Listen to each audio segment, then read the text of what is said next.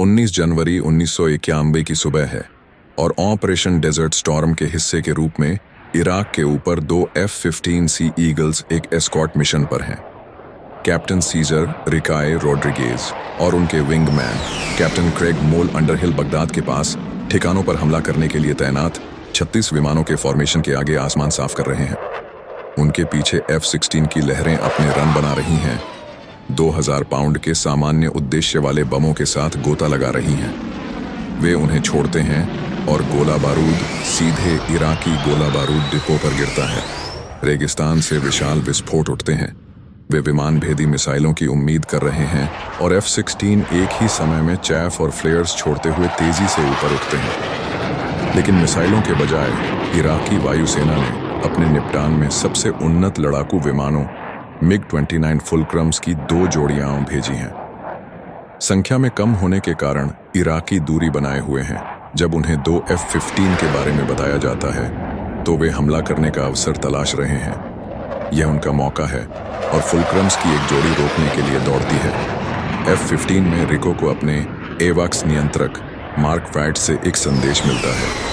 रिकाए, आपके पास 2 शत्रुतापूर्ण संपर्क हैं। एक 040 बेयरिंग पर 3-5 के लिए, दूसरा 340 पर 6-5 के लिए। रोजर, हम 040 लेंगे। रिकाए सबसे खतरनाक लक्ष्य चुनता है और वे संलग्न होने के लिए मुड़ते हैं। F-15 के सामने वाले रडार संपर्क का पता लगाते हैं और यह उनकी स्क्रीन पर दिखाई देता है। संपर्क, लेकिन यह एकमात्र चेतावनी नहीं है। दूसरी स्क्रीन पर एक 20 दिखाई देता है। यह उसका रडार वार्निंग रिसीवर या RWR है, एक ऐसा उपकरण जो उसे बताता है कि दुश्मन के रडार उसे कब देख सकते हैं। मुझे रडार से देखा जा रहा है। MiG-29। मैं इसे देखता हूं।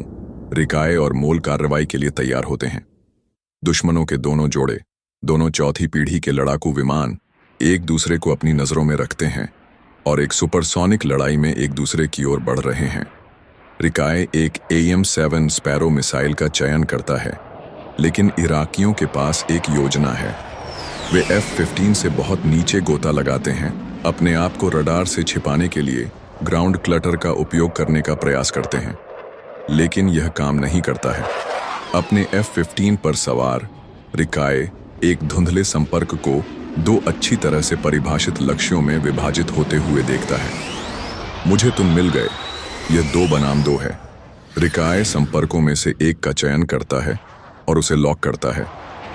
फुलक्रम पर सवार पायलट अपने रडार चेतावनी रिसीवर को लॉक अलर्ट की चीख के साथ जलता हुआ देखता है। लेकिन इराकियों के पास अभी भी एक और तरकीब है। वे एक तरफ मुड़ते हैं और अचानक चेतावनी शांत हो जाती है। रिकाए की उंगली हथियार रिलीज बटन पर मंडराती है जब रडार संपर्क अचानक उसकी स्क्रीन से गायब हो जाते हैं। मैंने इसे खो दिया। यह F-15 के रडार में एक ब्लाइंड स्पॉट है। उनके लंबवत चलने वाली वस्तुएं अदृश्य होती हैं और MiG-29 इसका पूरी तरह से फायदा उठा रहे हैं। रिकाए निराश है, लेकिन यह एक झात रणनीति है। दुश्मन 12 समुद्री मील दूर रडार पर फिर से दिखाई देता है। संपर्क, वह इसे एक बार फिर लॉक करता है, लेकिन फायर नहीं करता है।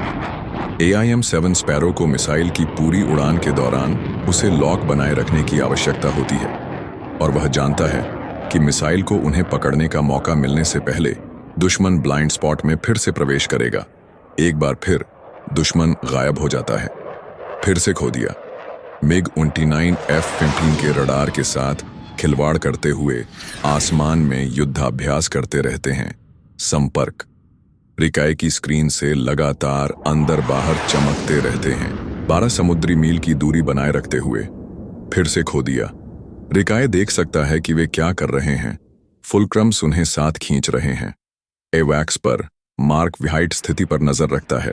जैसे ही F-15 आगे बढ़ते हैं, वे उस हवाई क्षेत्र को छोड़ देते हैं जिसके लिए मार्क जिम्मेदार है और प्रोटोकॉल का पालन करते हुए वह रिकाए और मोल को एक अन्य एवाक्स नियंत्रक को सौंपता है। रिकाए और मोल आसमान में पीछा करते रहते हैं जब अचानक उनका RWR अलार्म के साथ बजता है और आगे पता लगाने के लिए भरना शुरू कर देता है।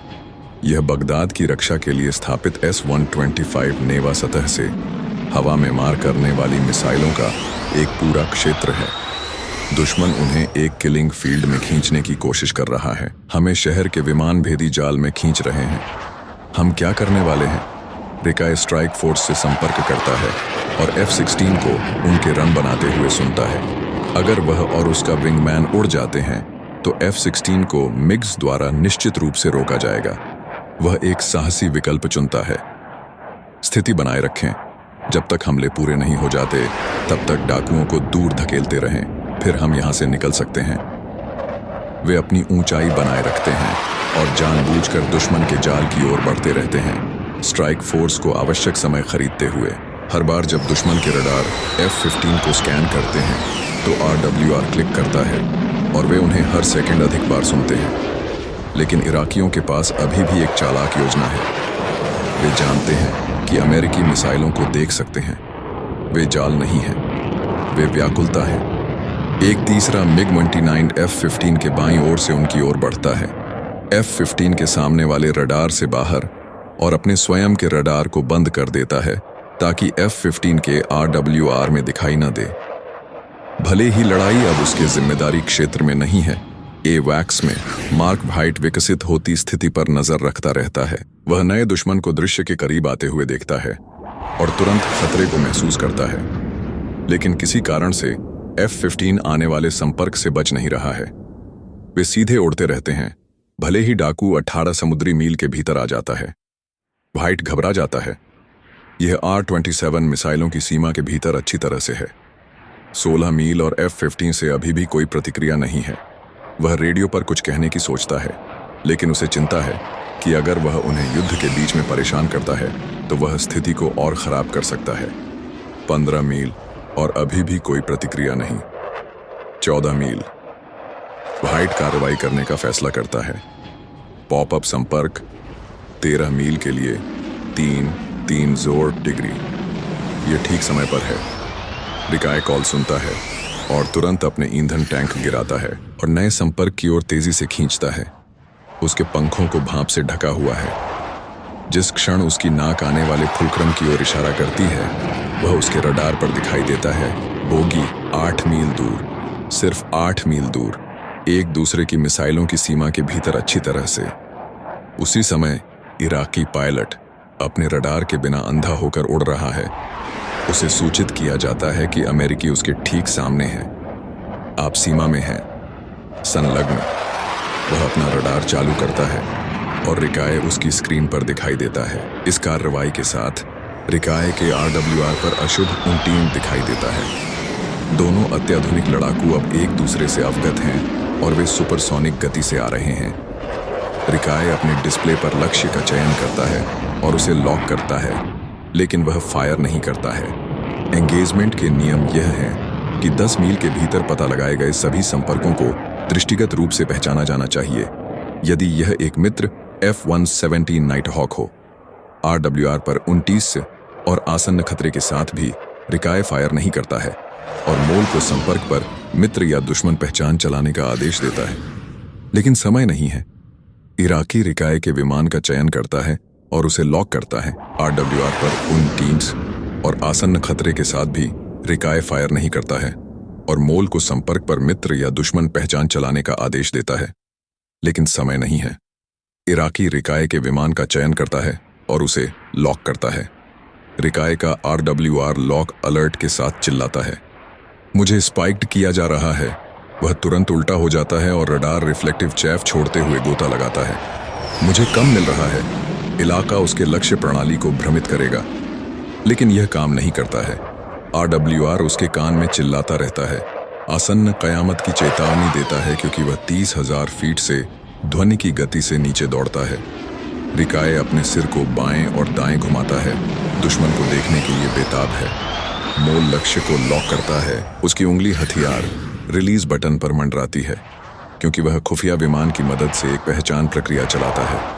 सेकंड शाश्वत लगते हैं, क्योंकि वे अंततः उसे संलग्न करने के लिए मंजूरी देते हैं। उसे पूरी मंजूरी मिल जाती है और वह बटन दबाता है। फॉक्स 1 AIM-7 स्पैरो F-15 के नीचे से धुएं के गुब्बार में निकल जाता है। रिकाय इसे आसमान में लकीर खींचते हुए देखता है। धुएं का निशान उसकी पूंछों के बीच से गुजरता है।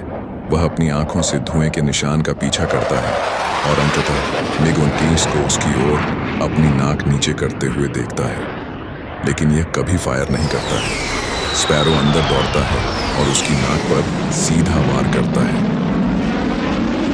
एक विशाल चमक होती है और MiG-29 बिखर जाता है। तेल और पुर्जों के एक काले धब्बे में टूट जाता है। स्प्लैश 1 रिकाए पर राहत की लहर दौड़ जाती है, क्योंकि वह सिर्फ 500 फीट की ऊंचाई पर गोता से बाहर निकलता है। लेकिन अवैक्स पर व्हाइट देख सकता है कि यह खत्म नहीं हुआ है। दूसरा समूह उत्तर 10 मील। रिकाए आसमान को स्कैन करता है। वह मुड़ने पर विचार करता है। अब तक F-16 का स्ट्राइक पैकेज पहले ही घर लौट रहा है, इसलिए उनके पास रुकने का कोई कारण नहीं है। लेकिन दुश्मन बहुत करीब है। उन्हें पीछे से गोली मारी जा सकती है। उन्हें लड़ना होगा। रिकाए उत्तर की ओर मुड़ता है और दुश्मन उसकी स्क्रीन पर दिखाई देता है। यह 10 मील से ठीक आगे है, इसलिए उसे इसे मार गिराने की अनुमति है। वह एक पहचान प्रक्रिया चलाता है। यह शत्रुतापूर्ण है। वह अपने रडार स्क्रीन पर संपर्क का चयन करता है और लक्ष्य को लॉक करता है। दुश्मन के विमान में इराकी लॉक अलर्ट सुनता है और वह एक तेज चकमा देने वाले युद्धाभ्यास में टूट जाता है, लेकिन इससे कोई फर्क नहीं पड़ता। रिकाए का लॉक मजबूत रहता है क्योंकि उसकी उंगली बटन पर मंडराती है। वह मेरी गुंजाइश पर एक हीरे के रूप में चमकता है। फिर से कहो। यह एक ठोस रडार संपर्क से एक हीरे में बदल जाता है, जो मुझे बताता है कि वह मित्रवत है।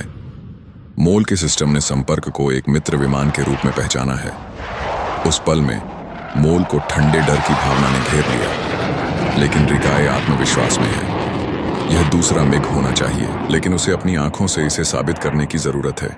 दोनों लड़ाई के लिए तैयार होते हैं।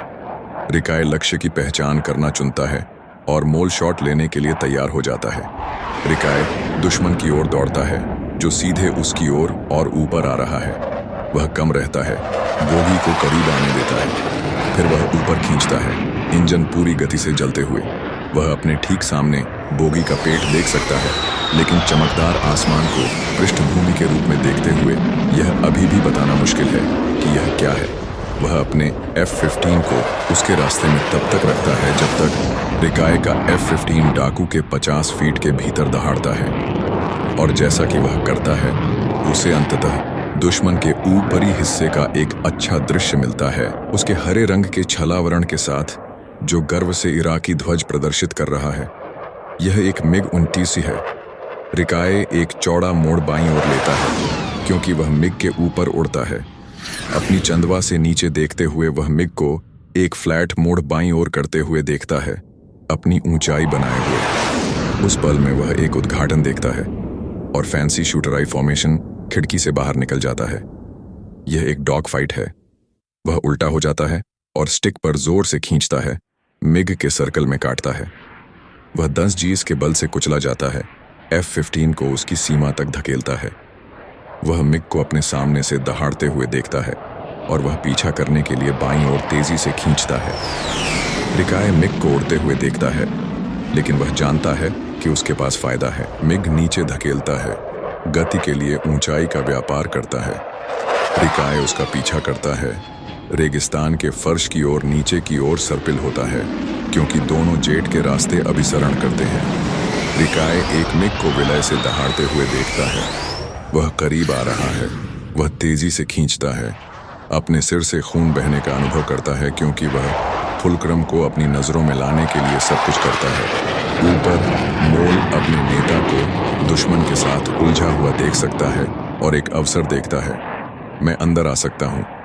Stand by. रिकाए इसे महसूस कर सकता है। यह उसका है।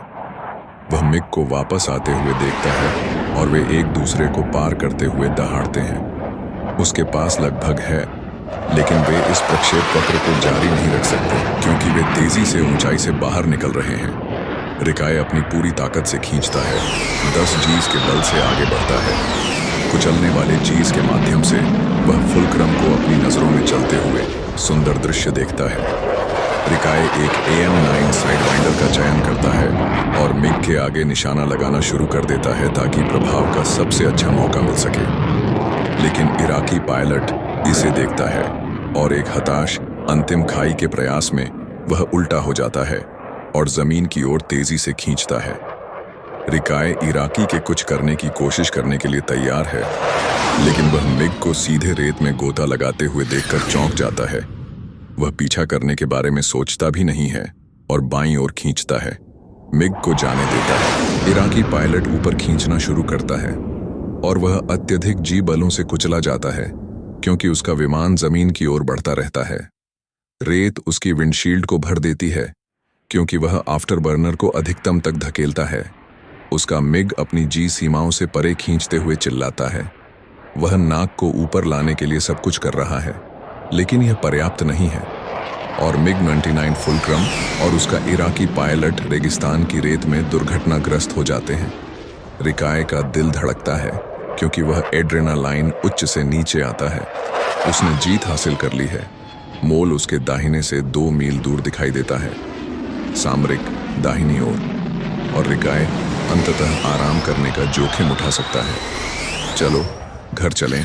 सीजर रिकाय रॉड्रिगेज अपने करियर में कुल 3 जीत हासिल करेंगे, जिससे वह वियतनाम के बाद पायलटों के लिए मिग जीत के शीर्ष स्थान पर बंधे। हमें उम्मीद है कि दोनों पायलटों को हमारी फिल्म पसंद आएगी।